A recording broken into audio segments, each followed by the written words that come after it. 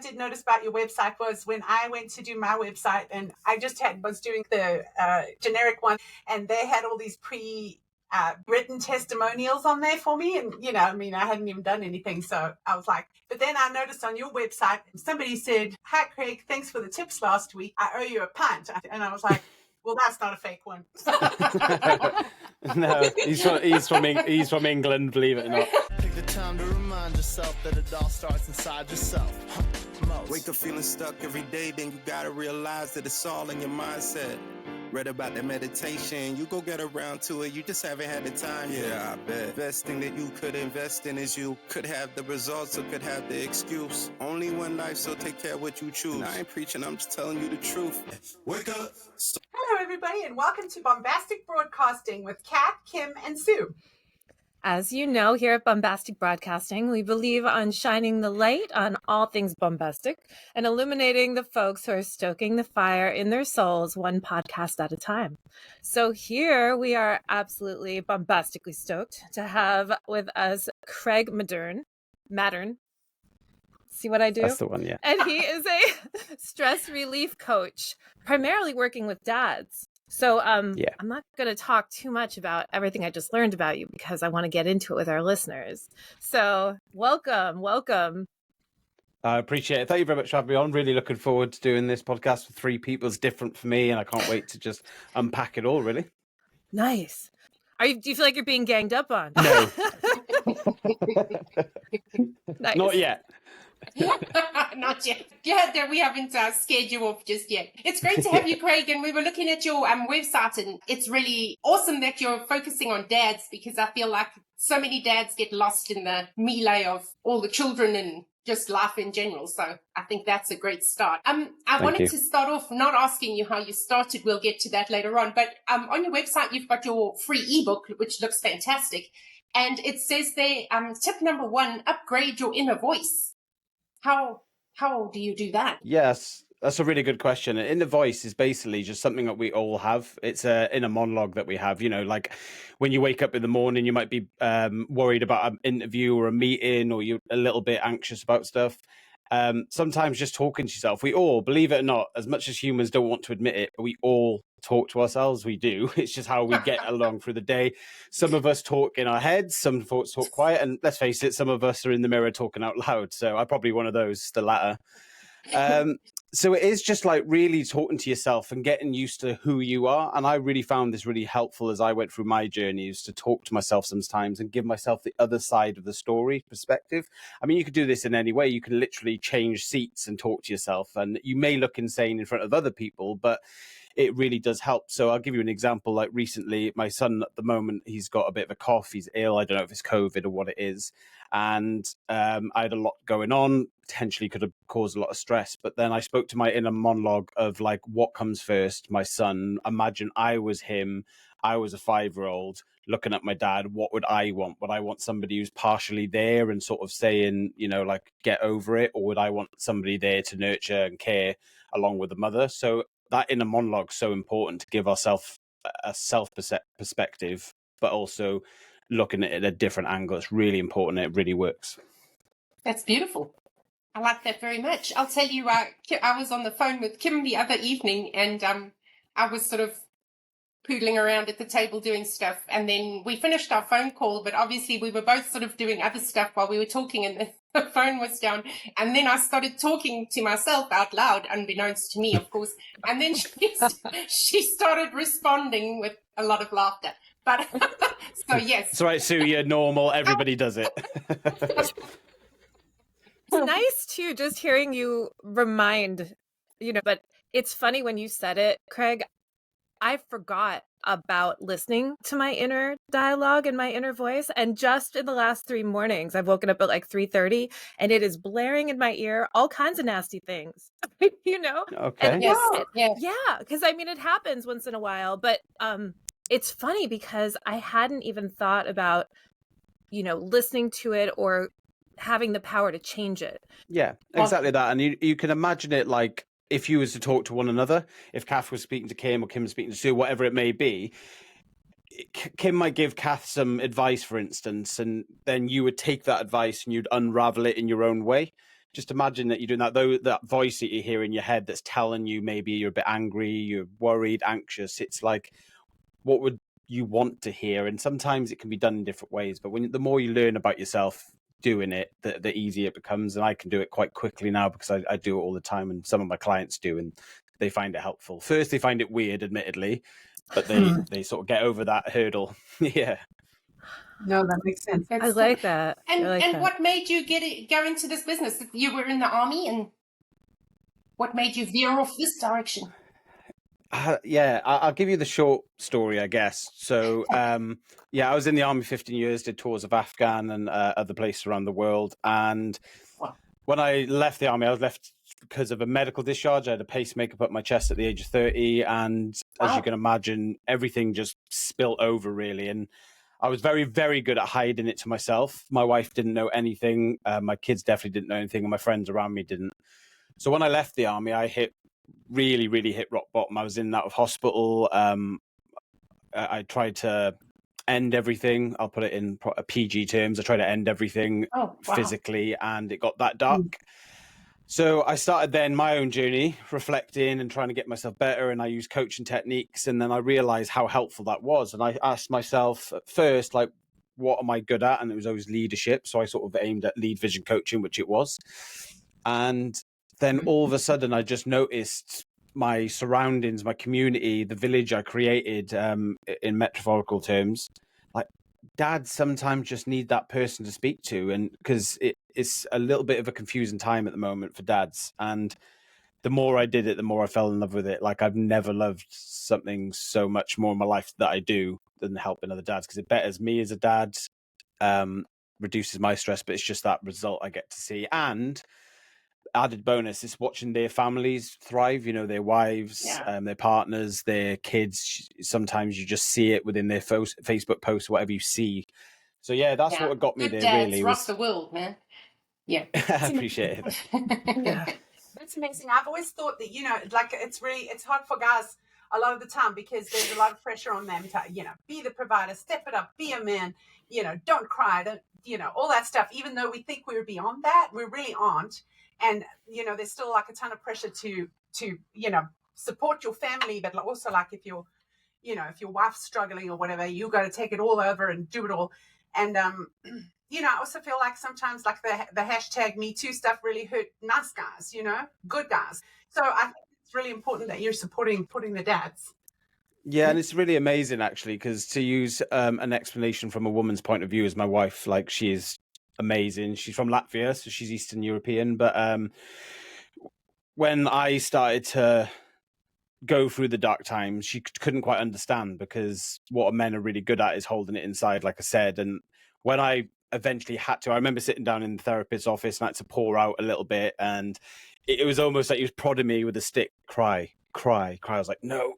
My wife, I remember us getting home and she looked at me and she just stopped, hugged me, took a breath, went, I can't believe how much you've actually been going through. Like, she just didn't know what to say. She was absolutely gobsmacked, and it's made us so much stronger, so much more paradigm together, because she's now understood that, because she's always been good at sort of talking to me about when she's a little bit stressed or a thing where I held it all back. And now I can't even describe it. I can walk next door to my wife. She'll go, "You right?" And I'll go, "Do you know what? I don't feel too good right now." And I don't by any means push my burdens on her, because I'm still a believer in being that provider and being the man of the house, where I hope they feel protected.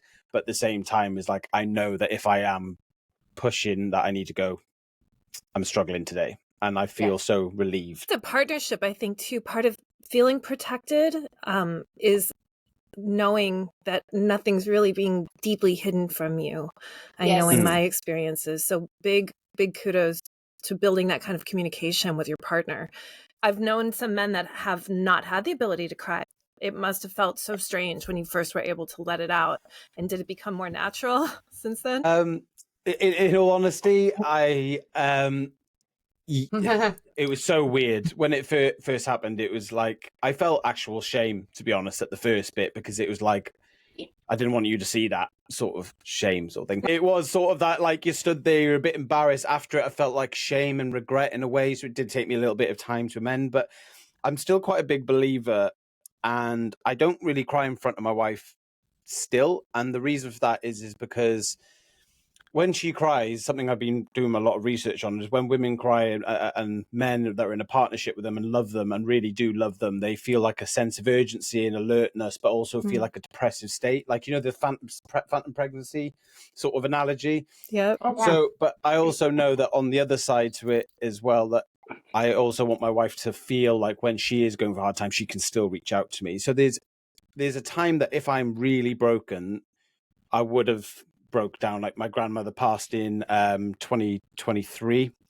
She was the one who brought me up. They both grandparents passed in the same week. So in that week, and I just remember her sitting at the funeral and she was looking at me and going, "Why aren't you crying?" I was like, "I don't want to." But I didn't want to. And that was the main thing, is because I wanted to hold that to myself, not because of bravery, not because of all this macho man stuff that people say. It was because I felt at the time she was sad, she was crying, and she needed me. And it was almost automatic. I couldn't have changed it because it just felt. But then later on, I had my cry and I had my moment. But I just felt at the time I couldn't, because I wanted her to feel safe. Does that make sense? It does. And being able to use it almost like a superpower that you can control slightly is really lovely, especially in that partnership. Yeah. Nice. Gosh, and your grandparents must have been really close. Like Johnny Cash and his wife, I think they did the same thing within, like, I swear my mom and dad are that close too. God really? help us. I never want it to happen, but you know. How old were they? So Nan was 90, I think, at the time, 90-ish, and my granddad was about this bit younger. It was all since COVID, to be honest. Yeah, it was three grandparents went from COVID. I mean, you know it's coming. I know it's such a horrible thing to say. You know it's coming because they are getting old, and you know it's coming in that way. But you know, nothing really prepares you for it. And it was just bad time. And I just left the army, and you know, I'd lost my sort of identity, I guess you'd call it at the time. But I found it again, and thank you to everybody that supported me, really, and thank you to like myself. In the end of the day, I went through it. It made me much more resilient. I have to ask, like with the hero's journey, the dark night of the soul, you know, before I went through something like that myself, I didn't even know it existed. You know, I'm sure that part of what you talk about with your story is from darkness to light, you know, so did you have an awareness before you went through it yourself that there was such a dark night of the soul and that it could be something to go through? No, I was unaware of anything to that. Honestly, until I went through it, it was like a beckoning, a wake up call. I think what's really good now is like podcasts like this, conversations like this, it'll start to inform people. Not as quick as we want, but it is informing people. But no, honestly, do you know, if I had to be completely honest, I was very stigmatized by mental health and stigmatized by that dark side of the story. Like at the end of the day, like being in the military, it was all about staying strong, staying focused, staying aligned and purpose going forward. So no, I never really knew about it until I went through it, and now look back. So reflection was definitely like how I found out about it. It always kind of amazes me how I feel like we've made so many steps as humanity, you know, forward, but then there's still all of these sort of thoughts, theories going through our heads of, you know, how we should be as, you know, agenda and all those things. It never really fully goes away, even though we think we're so progressive as humanity. You know what I mean? Yeah, I get that. And to be fair, I think that comes down to a lot of like subconscious feeling and biological feeling. Like sometimes just, you know, I've been doing a lot of research recently with like the cortisol release with stress, and you'll be very surprised even the very minute differences between different human beings and, you know, different cultures and how we would react to a strenuous situation, to a need situation. And, you know, depend on where the world you're from, it might react different, depending up to your upbringing, your environment, your community, everything. It's really interesting. So I'm glad you said that. You know, like we're still almost clinging on some past experiences, but I think it's like I think someone said it to me quite cleverly before, that it's what did he say? It was millennial PTSD, not millennial PTSD. It was timeline PTSD within humanity, and that what we're dealing with now is PTSD from so many years of suffrage, so many years of humans having to survive, that we're now almost going, wow, we've literally got everything we need. I mean, you can speak to your friends at the click of a button. Do you know what I mean? It's not, that survival is minimizing every day, which is ironically causing more stress. That is ironic. That's crazy. I But also recently kind of learned that like sometimes you have stuff passed for generations, and it's actually like embedded in your DNA. Yes. You know, so we've got generations worth of DNA, like just that we're trying to sort of sift through still, I guess. Oh yeah, 100%. And you know, like sometimes you'll meet somebody, and I think it's with coaching. I was speaking to my friend the other day, and he was talking about, like, we were talking about assumptions and how sometimes we have to be like a stereotypical assumption, especially in the coaching game, because like when you meet a client for the first time, don't know really much about them apart from maybe a profile picture in a post or something like that. So you do your research, but the assumptions you've got to make is, you know, if you've got a dad, for instance, he's got 3 kids and he's got a job, you make the assumption that his main stressor is kids and work. Like that balance might be completely wrong, and his main stress might be financial. His main, you know, could be anything. So it goes to that, like that genetics and how we're built as humans. Sometimes it happens all the time, and it causes, you know, to reduce that stress is not to feel so bad about who you are. And I think that's something I've been very concentrating on lately. Like, I am who I am, proud of who I am, and I'm sure you're the same. And we just got to keep living, and I love that sort of aspect of life. Yes, that's Definitely. awesome. But I also like to think that because, you know, we're aware of all these things now, the next generation has a little less, let's say, PTSD, and then the next generation, you know. So I think it's weaning itself out, but it's going to be a long and slow process. Yeah, and I think I don't know if you've ever heard, I know like Tony Robbins and a few like huge, so I take celebrities these days and coaches, they say that I think it's strong people create easy times create weak people create hard times. I don't know if you've ever heard that saying. Yeah. Oh my No, but I God. want to write it down. That's awesome. Yeah, That's really it might not be in that Tony order, Robbins. but it's, yeah, Tony Robbins. Yeah, it's something along those lines anyway, that strong people make easy times make weak people make strong hard times. And it's basically looking at the methodology of, you get strong people that can really deal and be resilient. They're going to build those easy times, but in easy times, people then become quite used to it and soft to it, and then they then create harder times because and it's they talk 100%. yeah, and they talk about it in humanity. If like you really go back into Western civilization and look at previous times, you look at like the Depression, you look at like certain times through history, there's always been like this. Even though it would have been harder back then, you could argue, always been harder because, you know, we're like you said, we're progressing as humanity, we're evolving, but you can always see this happening, and it's because it's that methodology, which I really do cling on to quite a lot. I like that. I hate to think that we have to go through it to be stronger people, but it seems like sometimes we have less difficult external struggles right now as humanity, and more really internalized struggles, like with the mental health, with the depression, you know, the amount of addiction. And that was part of when I heard that you work primarily with dads, with men. It just, it uplifted me. I can't tell you, in such a way where I was like, gosh, finally there's somebody there for our boys, for our men, you know, like we love our counterparts. And it's been so hard. You know, women have always had their circles.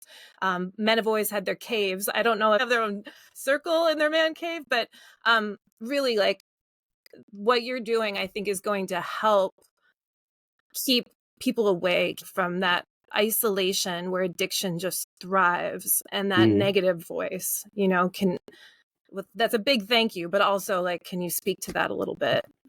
I appreciate that. And I really like something that you just said about, like, it's scary that we shouldn't have to go through those struggles. And I tell a lot of my clients, because like middle of my program is more about building resilience, because, you know, at the end of the day, you can't just take away stress. You've just got to be able to control it. And what I always tell them as an analogy is that if you go to the gym, you've never been to the gym, or you haven't been to the gym for years, you go to the gym and you lift heavy weights or something, guess what? The next day, your back's going to be sore, your chest's going to be sore, your arms are going to be sore.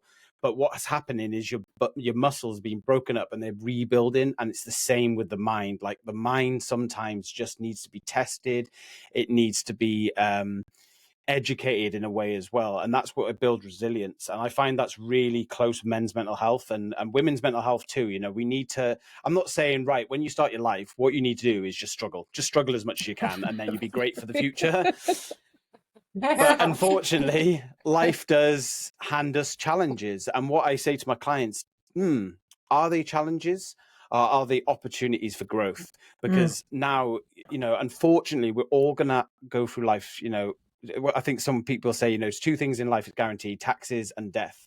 And it sounds so droll and so down, but everyone's going to have to go through hardships in their life. And unfortunately, some people go through harder times. And, you know, there's no point sitting there with measuring sticks and saying who's gone through the hardest time. But what's more important is when you do go through those times, it's going to end and you will become a stronger person. And always remember that you will become stronger. And to go around to your point as well about the circle to the cave with our counterparts, and then with men, like men have always really not noticed, and it's something I've been talking about recently in recent videos, is men have always had support groups. They've just not known it. Men, you'll always know, you know, and I talk about average with caveats, always going to be caveats, but most of the time men will go to a golf course, or they'll go to the pub. In Britain, we love a pub. You know, they'll go somewhere with their friends. It might be motorbiking, it might be something, and they'll do that, and they won't necessarily break down, and they won't cry, and they won't talk about their real pains. But what they'll do is they'll make fun of each other, and they'll really push the boundaries and almost try and bring out really dark humor, etc. But really, that's them venting. That's that support group that we're talking about, and it's such a small version of that, but it is a version of that, like, man cave that you mentioned. It's, you know, I remember when my wife first met me and I was in the military, and she said, like, do you ever say anything nice to your friends? I was like, no. Yeah. So, you know, that sort of does thing. confuse me. I have to admit that confuses me. Yeah. But it really does work. And do you know what the amazing thing? I use an example. I won't use his name for just, you know, like for respect out of him. But we used to talk quite a lot. We're big into football and sports and rugby and stuff like that. And we'd absolutely just make fun of each other, but in a very nice way, I guess. Well, it wasn't really.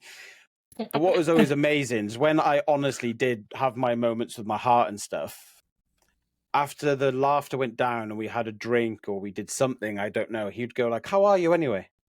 And it would just flow into the conversation. We'd have a little talk about it, bump, it's out of the way, and we just think, and that really helps. But the problem, going back to stigma, was and I found with a lot of men, is that they just didn't talk about it whatsoever. They never talked about them struggling. It was like it was forbidden. And like you said, I think men need to learn off women when it comes to that. I think women are so much more got very much better and increased emotional intelligence, where they can see or feel that, you know, Kath or Kim or Sue, you might speak to each other and go, Kath seems a bit off, or Kim seems a bit off, Sue seems a bit off today. I wonder if she's okay. Like, we're men just won't click onto that sometimes, you know. So we're very logical beings sometimes. Like, he didn't cry, he's probably okay. Like, women are a bit more modernized with that. They're so much smarter than us, and like, my wife is so much better than me. She knows when something's up. Where going back to the partnership thing we talked about earlier, she generally asks us sometimes, like, hey, I'm feeling down. I'm like, because I wouldn't click on, because I need that sort of instruction, like, I'm feeling down at the moment. Oh, really? And then I'll be there 100%. But I need that little bit of information. Fair enough. Notice that I've been acting weird. Yeah, no.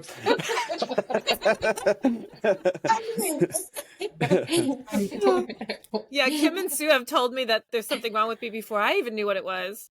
To be like, what is wrong with me? There's something going on. You know, it's funny because sometimes you need that outside perspective. But it is neat how each men and women have their unique gifts. And I love to think of, you know, you boys like scrapping like that and wrestling like pups, you know. It's nice to know that there's a lot of love behind that. Yeah, it is. You know, like we go quite far, especially because of my profession. We do go quite far with pushing each other's boundaries, and really, it's really testing each other as well. It's I was doing a bit of reading up on this by Simon Sinek. He's a leadership and manager. You may have heard of him. He's quite a big author. I love his work.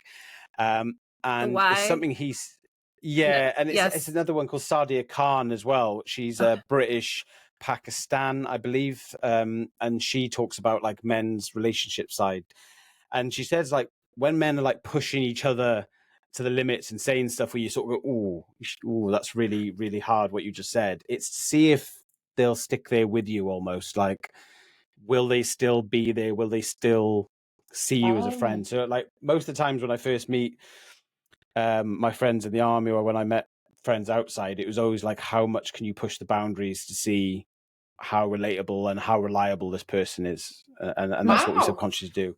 But That's we definitely interesting. need to learn off women. We both need to learn off each other, I feel like. Yeah. Yes. Resilience training, I want to hear more about eventually too, because I'm curious of if you could explain to our listeners what that is and how you work with it. Is it, Yeah, it of sounds like course. something you really kind of came up with yourself, at least, you know, this twist on it, or this like coaching method. Yeah, I did really enjoy. I pulled from previous experience of myself. Like, I didn't realize that I was building resilience till the end. We talked about earlier, you know, that hero sort of story. It was reflecting back. My first part is always mindset. It's like changing the way they may think and what they think is wrong. Is it actually a problem, or is it them overthinking, etc.? But then when we get to resilience training, you're going to have things in life that's going to be handed to you that you got, like I said, ill kids, work changes, something, anything. And it's about building that resilience. So we do breathing exercises, just things to help you breathe and inhale. It's about taking the time you can guarantee by small wins. So for instance, I always wake up half an hour earlier than I need to, because then that's my time to build resilience, because I know there's a lot coming my way. So it's almost like hyping yourself up, limbering up before the day.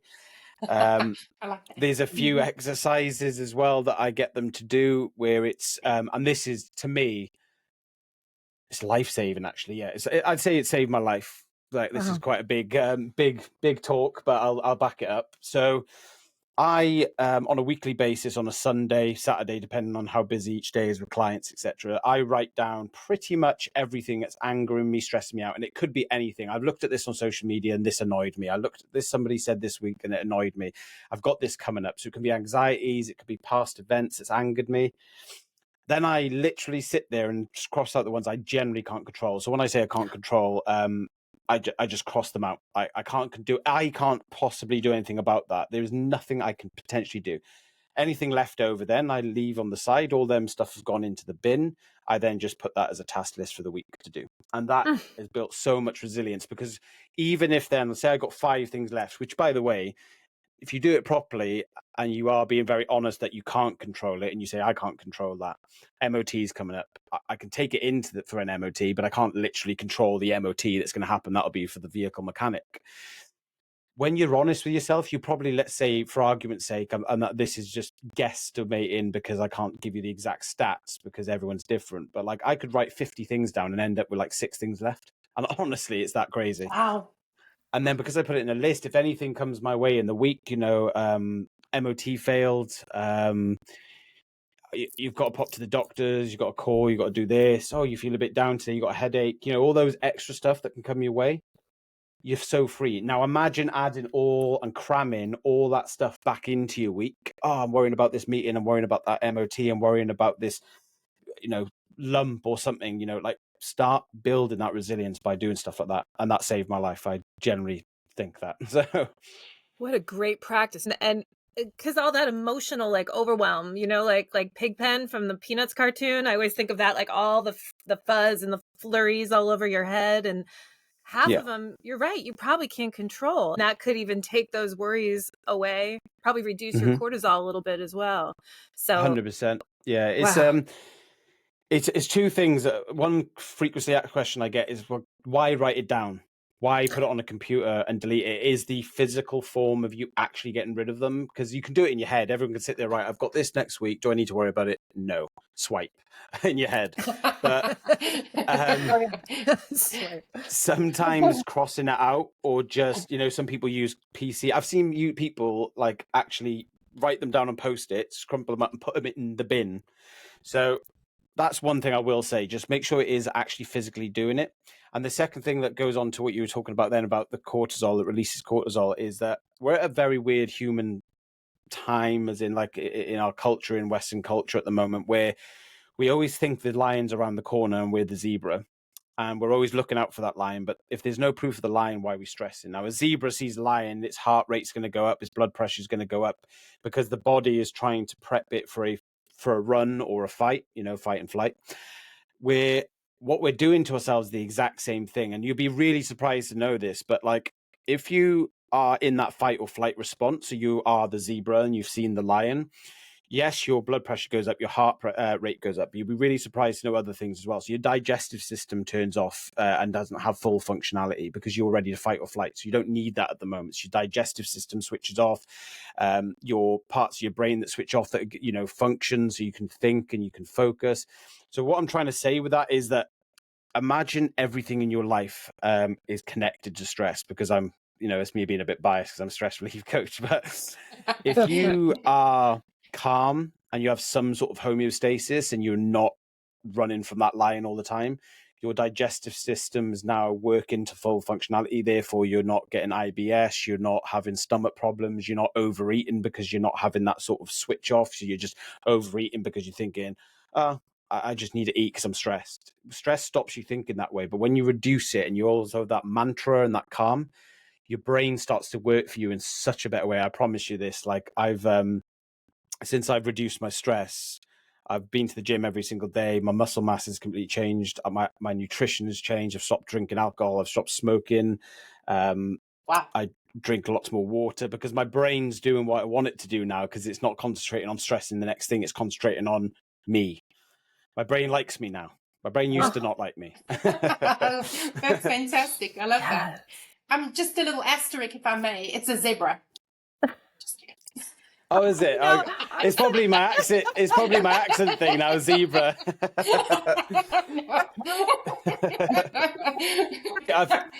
I'll have to find out if it's my accent. It's totally your accent. Just Kat says it too. I'm like, how would we say it in Pennsylvania? Pennsylvania Dutch?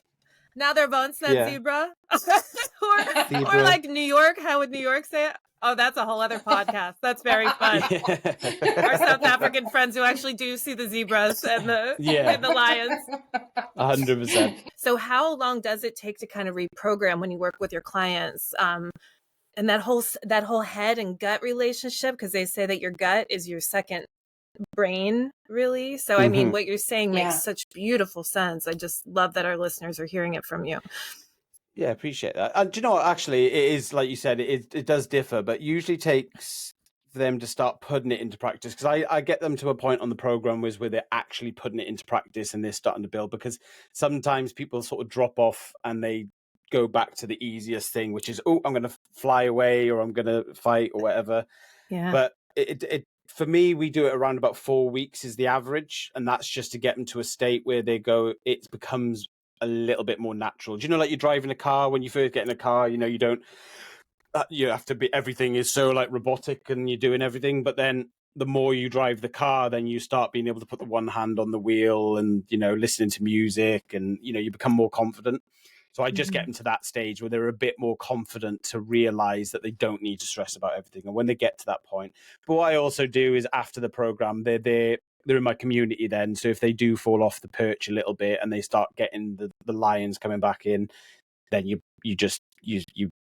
I'd give them a little bit of supported guidance, and that's about it, That's so great. And the exercises and things like that, they can always fall back on as well. Yeah, so they've got something to fall back on as well. Yeah, it's just a little bit of tips and stuff. There's a lot of value in it, but a lot of them, what's the amazing thing about coaching and why I went there instead of therapy, because I was going down that route and I'd switched, is because I want the person to give me what they're doing and tell me, because so many people are different. When you try certain therapies on a certain person, they might shy away from it. I definitely did, for instance, like certain therapies, I felt it was a little bit too soft and pampered around, and I wanted to be a bit more into it and blunt and just tell me straight that, I need to get a grip and, build a strength, etc. So that's just the way I operate. But yeah, so that, it was sometimes when people just saying like, how are you? Okay. Yeah, I'm fine. Like, that's what I'm going to answer to you. Is that fine? So yeah.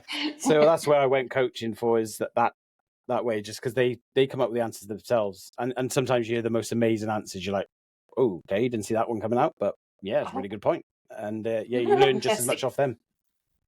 So you've been doing this for like a couple of years now? So coaching, I've been doing coaching for 10 years, teaching and coaching. But that was more it was more in educational format. So, coaching them through whatever course they was doing or whatever program they was going through. Then it slowly switched into a little bit more coaching one-on-one and just helping people in a leadership format. And now I'm here.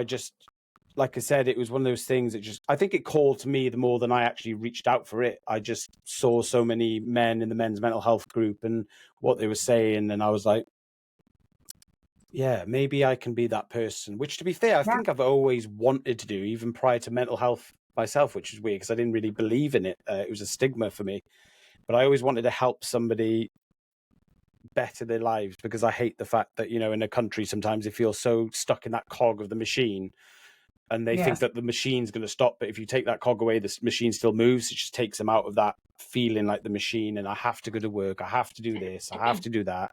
It's like, do you really have to do that? So, Yeah. Yeah. And, sorry, where are you located? You're in the UK? Yeah, it's the UK. I live in Wales. So if you're South African, you should know because a bit of rugby, maybe. Yes. I'll take that down. Yeah, that's the only time I feel I'm stressed. Is watching them. So do you mainly do one-on-one coaching then? Yeah, so at the moment it is one-on-one coaching predominantly. Like I said, because I've rebranded back a little bit and I've really wanted to change everything I do, really. So yeah, I do one-on-one at the moment, and I will, looking at the next 12 months, do group coaching. But every Sunday I do like training as well, like masterclass, where I literally sit there and anybody can really watch, really. I mean, it's obviously for dads and stuff, but at the end of the day, we're all human beings. You can really use off it, but I do it for the dads just so they've got a reach. They can go like, I'm looking for somebody that helps me. Who is there? Oh, they're him over there. So, but yeah, like I will be going to group soon, but I just at the moment I'm enjoying the intimacy of the one-on-ones and just learning how people operate. And I'm starting to learn some statistics. I'm starting to learn more about the differences between men, because believe it or not, men are awful at knowing men. It's crazy, I know, but I am trying my hardest to learn how a man's mind operates, because I can always use myself as an example, but we're all different. It's just trying to find the average and what happens in a man's mind these days. So I'm learning that as I do one-on-one, and then I'll open it up to the groups and retreats and all that sort of stuff. Really, that sounds great. Well, and do you do Zooms as well? Zoom or Zoom is online. Zoom is pretty much my. Have I done any face-to-face recently? Oh, I see. Okay. No, it's mainly Zoom, but I've got one person actually, funny enough, tomorrow I'm speaking to that may want to do face-to-face just because he lives nearby. But no, it is normally Zoom. Okay, cool. Nice. Well, and when you figure out what's in that man's mind, I'm sure you're going to write another book, because I didn't mention it in the beginning, but I was so surprised to hear you're a #1 best-selling author as well. I mean, you're so humble to not be like, my name and this is who I am, with the list of credentials. But was that super fun? And will you be writing another one? Yes, 100% to both. And cool.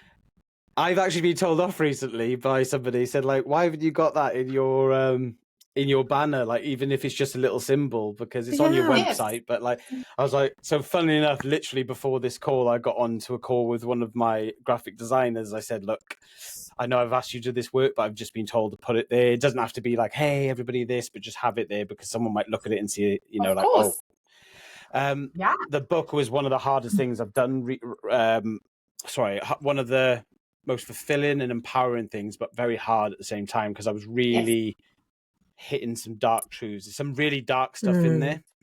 Mm-hmm.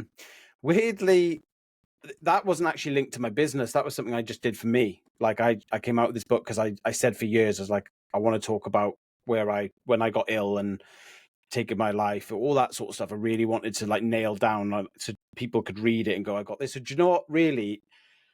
It doesn't mention the word dads that too much in there.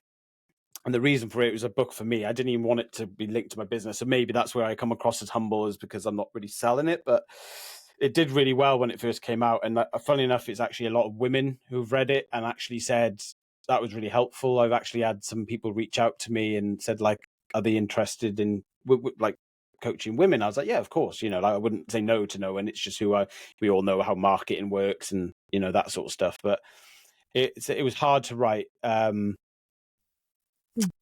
think the hardest bit of it was to relive those moments in such granular detail, but in the book, it probably doesn't go into like the granular detail of how I felt that day, but because I wanted to sort of graph over it. But to write it, I had to really go back to that day. Like I think the hardest bit I had to write, which I can talk about now, but it was one of those days that I did try an attempt.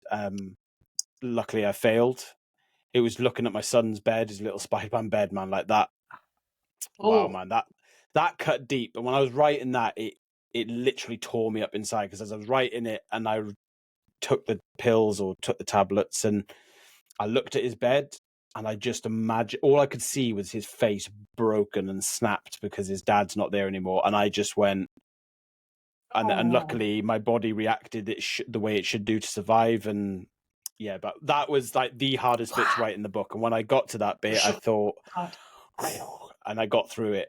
But when I did, I can talk about it now because I've got it out in a book. I've almost pushed it out onto the shelves, so it was really powerful to get out there. I was going to ask that if that really helped you kind of let it go even further, because that, like we were talking about writing down the list or the things, like when you write something down, it does have this way of releasing it. But how incredibly brave, because there's even things I've gone through that I still can't even write down for myself. So happy and so neat to hear that was for you.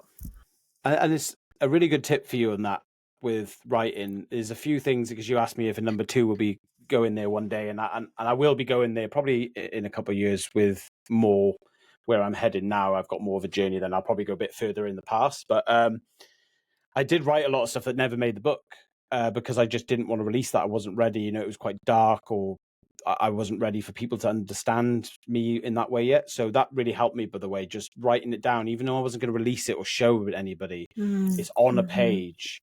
It helps you. And then when you're ready, Kath, that could be something that you could look at.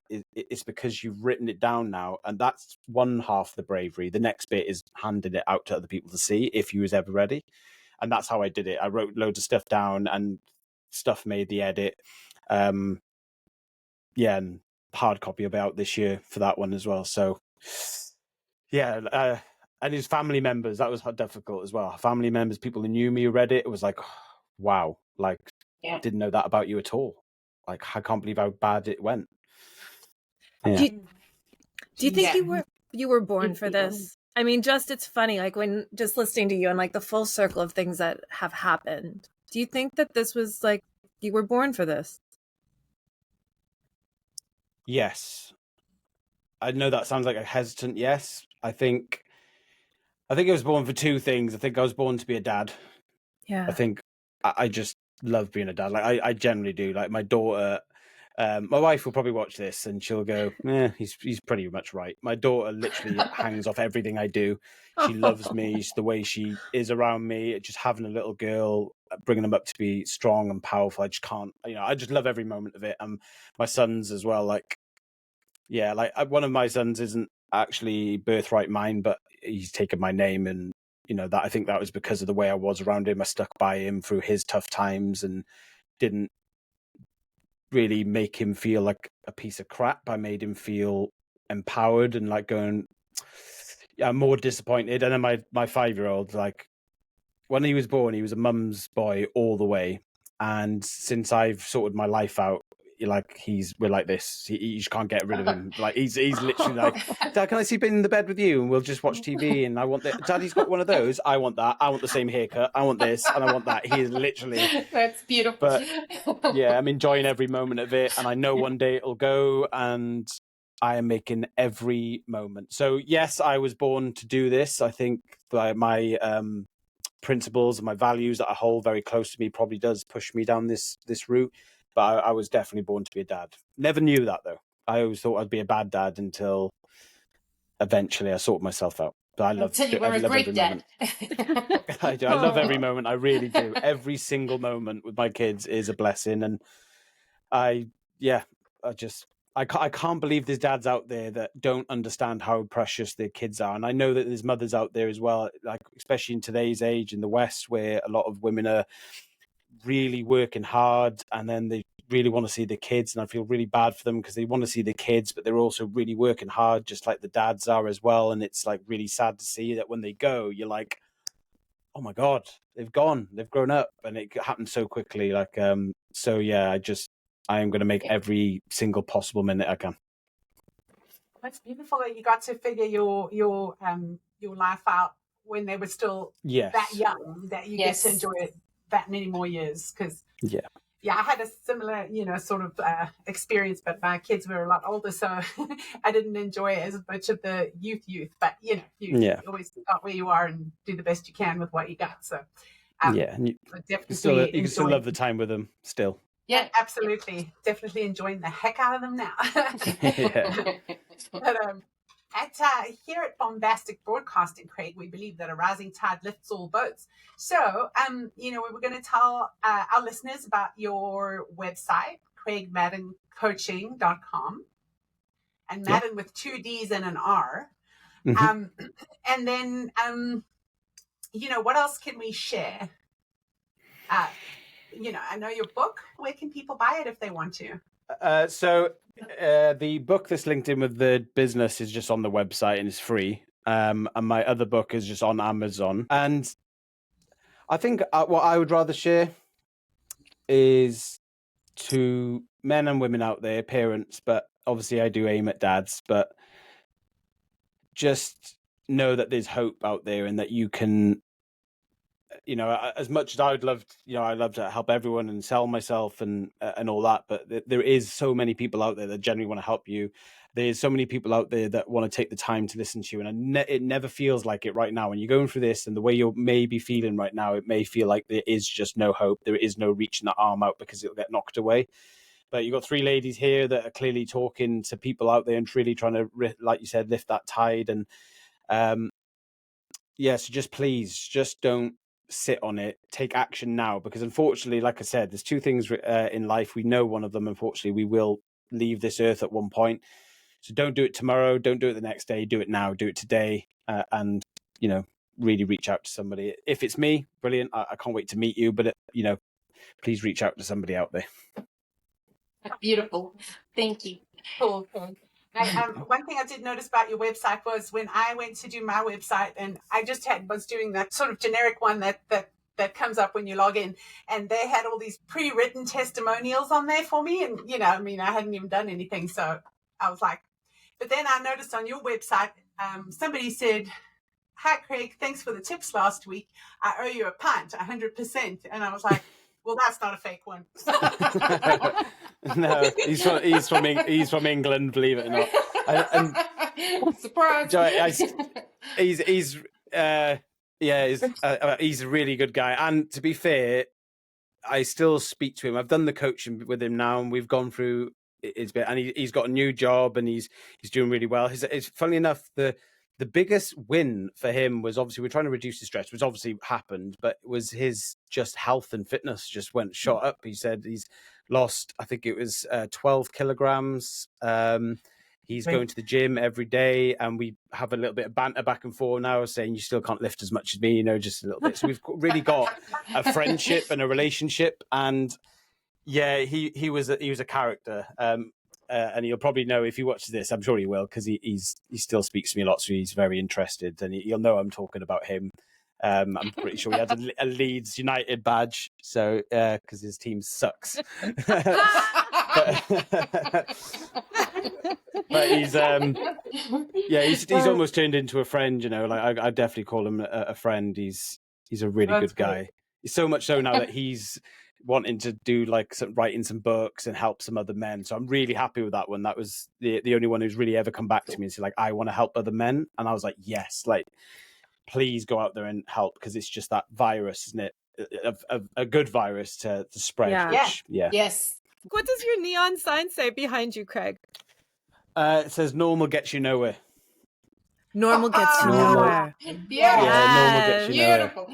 Nowhere. Very nice. If you ever start your own it's a business, it's an entrepreneurship saying. It's at the end of the day, to be an entrepreneur to build your own business and move away from corporate life, they basically say you can't be normal because you're going away from normal comfortability. You remember I said the machine, you're taking you away from it. So normal gets you nowhere. Lovely. Well, that's good news for all of us because Lord knows we're not normal. Exactly. So you're only going to do well in life. You'll be fine. There we go. Well, that's it from Bombastic Broadcasting. Be vulnerable, be supportive, and be resilient.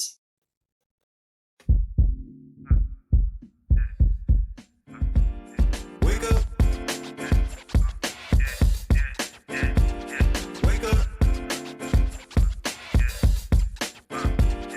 Wake up. Wake up. So much more in this world that you can do. Wake up. Every little thing in this life that you're going through don't mean a thing. Wake up. You keep shining. You keep grinding. Wake up. All is aligning. All you gotta do. Wake up. My man Mo said that the reason that the world fucked up is cause everybody lazy. Positivity is corny to them, but they still gon' complain about the bad going on. Shit crazy. So I just had to drop a little project. I don't know what the object is, but this feels good. If you too hood for the good vibe, sorry I ain't got nothing for you. Why should I? You shouldn't. We out here doing the things that y'all wouldn't. Life could be a sweet ride, proof is in the pudding. These guys with the weak vibes, I'll show them where to put it. Down bad, I was looking for the answer. Mind all mad, taking over like a cancer. Canceled the sub plans, came from up above. Told me everything but doing, showing love, and I gotta wake up. So much more in this world that you can do. Wake up. Every little thing in this life that you're going through don't mean a thing. Wake up. You keep shining. You keep grinding. Wake up. All is aligning. All you gotta do. Wake up. I've been getting so high, head up in the clouds. I don't ever wanna come down, but I gotta wake up. Ain't enough time to be down. Bust a smile, cause it's yet another day that I'm allowed to wake up. Feeling blessed to be alive, man. Not long till we thriving. Take the time to remind yourself that it all starts inside yourself. Most. Wake up feeling stuck every day, then you gotta realize that it's all in your mindset. Read about that meditation, you go get around to it, you just haven't had the time. Yeah, I bet. Best thing that you could invest in is you. Could have the results or could have the excuse. Only one life, so take care of what you choose. And I ain't preaching, I'm just telling you the truth. Wake up. So much more in this world that you can do. Wake up. Every little thing in this life that you're going through don't mean a thing. Wake up. You keep shining. You keep grinding.